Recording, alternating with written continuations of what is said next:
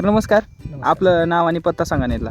मी ओमप्रकाश नरसिंग कदम, राहणार कानेगाव, तालुका लोहारा, जिल्हा धाराशिव. ओके, आपला आता हा जो प्लॉट आहे हा सोयाबीनचा प्लॉट आहे. हो. कोणती व्हरायटी ही? ही रुची 1001 म्हणून आहे. ओके, ठीक आहे. आता यासाठी आपण SCT वैदिक तंत्रज्ञान वापरलेलं आहे यावर्षी. हो. तर जर वर्षीपेक्षा यावर्षी काय बदल वाटतं तुम्हाला?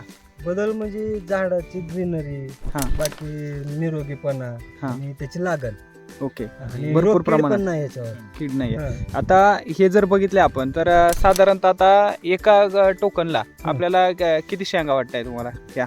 आता हे 7.5 इंचावरती एक झाड आहे. हां. म्हणजे एक झाड आहे किंवा दोन, मी टाकताना हां. 2-3 टाकलेत, कुठे एक हां. बोल, कुठे 2.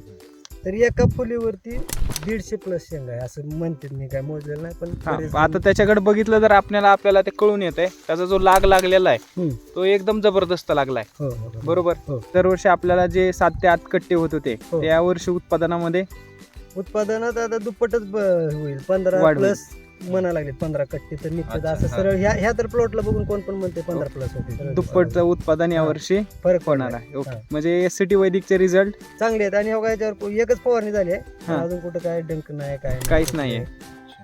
काहीच एकदम नाही. बेस्ट आहे, कुठल्याच ह्याला शेंगाला कुठेच काय नाही. एक झाड निरोगी आहे. निरोगी आहे. झाड ओके, निरोगी आहे. चालेल. परत माती बघा कशी आहे. होय की माती पण चांगलं. भुसभुशीत आहे.